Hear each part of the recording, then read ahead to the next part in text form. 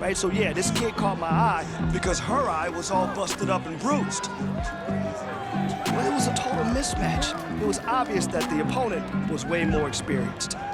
This kid took a beating for 2 rounds. Okay, probably both 10-8s. They could have stopped the fight easy, but the bell sounds to start the 3rd round. And this kid, she's still coming forward. She's still fighting, as if she thought that maybe she had a chance. There was no chance. People see me now, fighting in the UFC, and they think I was always this fighter, always this disciplined. But no, this was a journey, and it was never easy.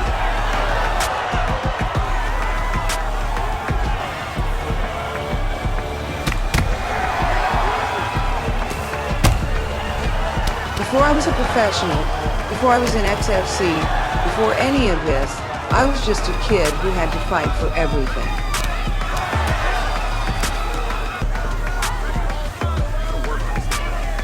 I grew up in Lisbon in a neighborhood where respect was something you earned with your hands. It was not a bad place, but it was tough. You had to be strong, or you had to be fast. I was both. My older brothers, they fought, and I watched. The moment where you realize you are not invincible. For me, that moment was against Jaqueline Amorim. So, no surprise, My first real loss. I first TTO'd off. I still remember every second of it.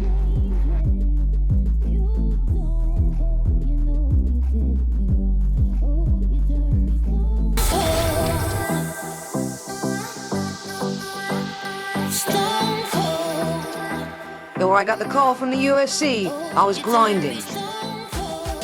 Training harder than ever, fighting in XFC, proving myself. I knew I had the skills, but this sport, it's not just about skills. It's about timing, about opportunity.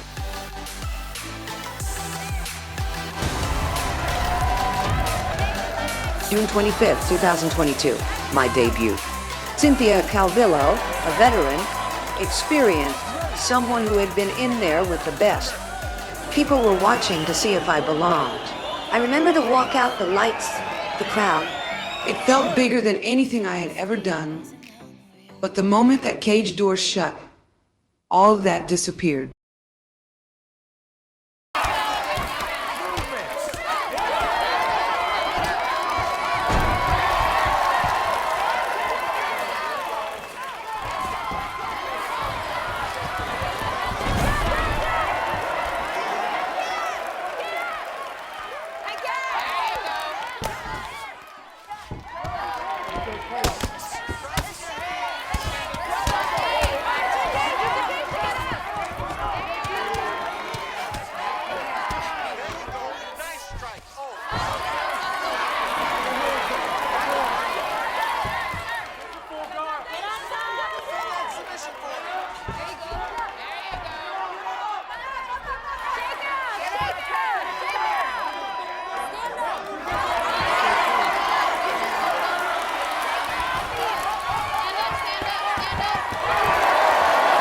One minute and 50 seconds into the first round, she tapped.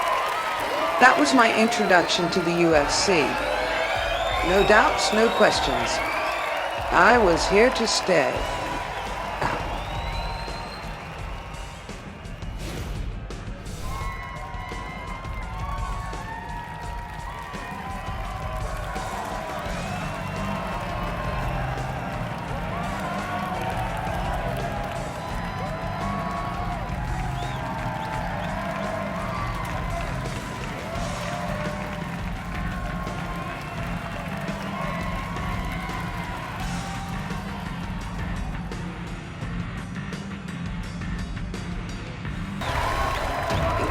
UFC Fight Night at the Apex.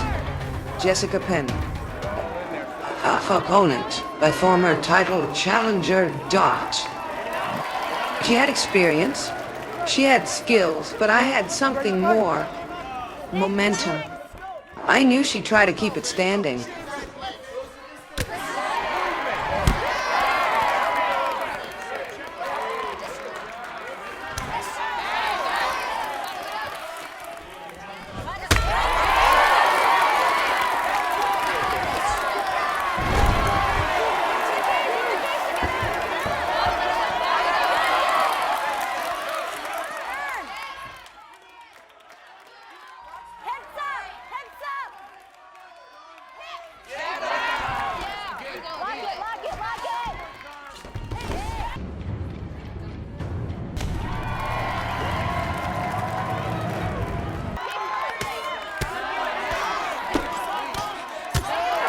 Jessica Penne caught me, rocked me for a moment.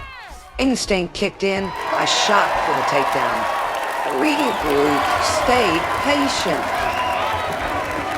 Round 2, I took her down again. Worked through transitions and locked in a tight arm triangle. No space, no escape.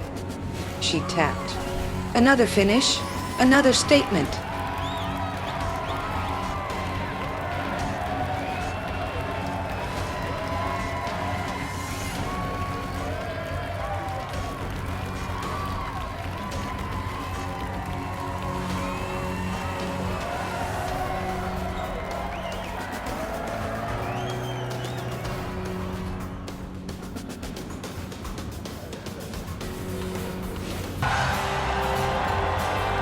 UFC 287, Mackenzie Dern. Dangerous grappler, but I wasn't afraid to test myself. But she has developed into a well-rounded MMA fighter. All of that said, boxing is still her bread and butter. All right, so round 1 is underway. It's going to be very interesting to see how this fight plays out. She wanted to test herself against one of the best strikers in this division, but that would not appear to be the path of least resistance. She believes that her full mixed martial arts game is what's going to allow her to win this fight. It's a close fight because she's never seen anyone with nasty strikes. Oh! Huge right hand! Oh!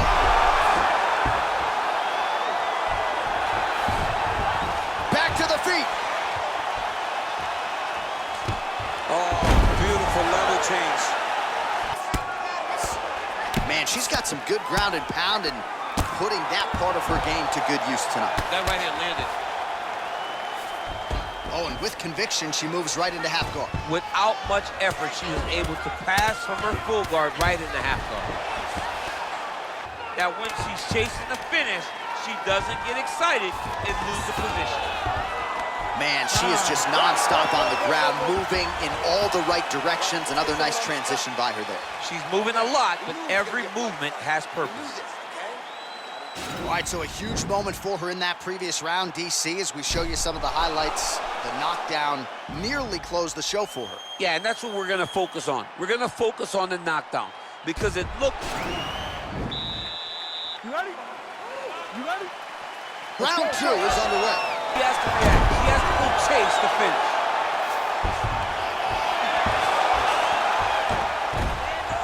Oh, how about that reversal by her there, champ? That is a fantastic transition by this young lady. What a job.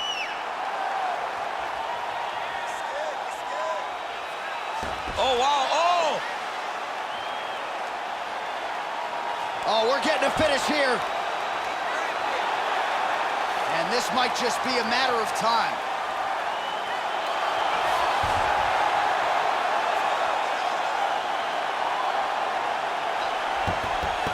And there it is! Oh!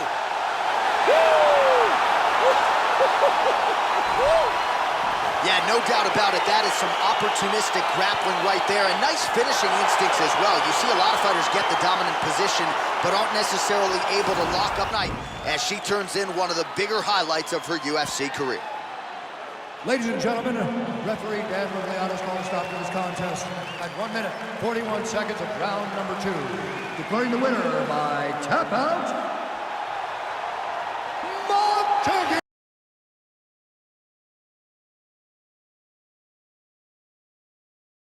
Women's strawweight division matchup.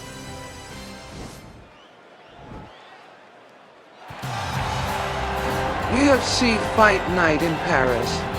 Carla Esparza, a former champion, a wrestler with She's one of grit. the more exciting fighters I in knew this she'd or try any to slow division me and down, really came into the but I UFC didn't let her. with some legitimate striking credentials, and she's put those to good use in the big show. And that's why everybody was so excited about her UFC debut. They understood that they were about to witness something truly special. Been so great in the UFC. Yeah, she does not discriminate. She is a true, tried and tested 8-point striker.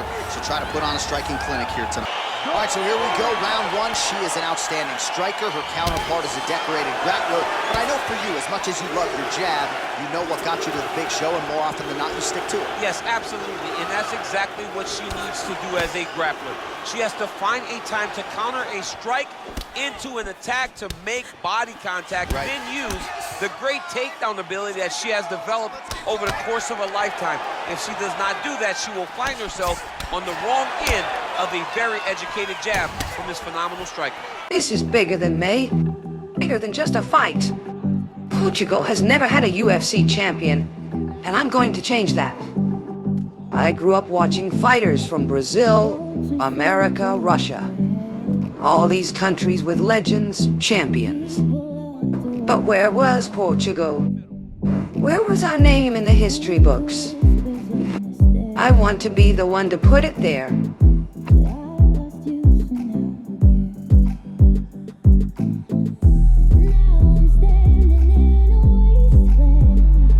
All right, here we go as the next round gets underway. Great to have you with us tonight, and great to see her striking get to the next level here tonight. Just an absurd number of total strikes landed in that previous round. Every fight she improved in terms of her technique, but every fight she has told us she's going to put out more activity. That one of us can make it all the way. And when I step into that cage at UFC 307, it's not just about a belt. It's about legacy. It's about Portugal finally having its champion.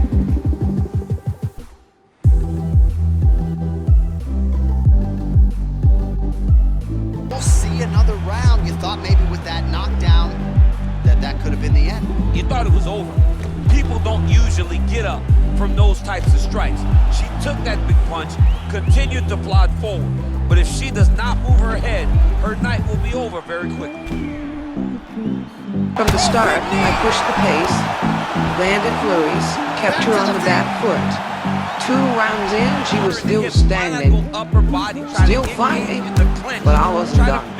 Round 3 was a slaughterhouse. I put her down 5 times, overwhelmed her with pressure. Back to the feet. Oh, big knee there.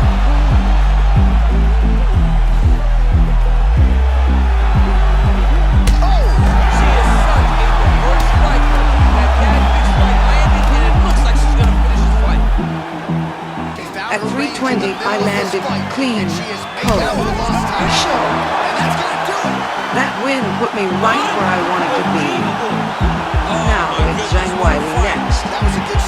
UFC 37, a title fight. At the moment, and with the form I'm in, I don't plan on letting it slip. Sorry.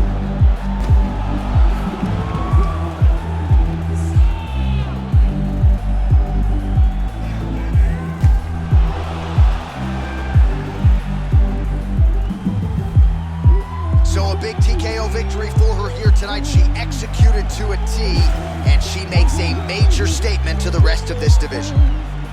Ladies and gentlemen, referee Herb Dean has called a stop to this contest at 3 minutes, 20 seconds of the 3rd round. Marshall with a big right! And if she can get to that top position, she is nasty. Champion, and she has beaten some of the best fighters in the world. It's been an amazing journey.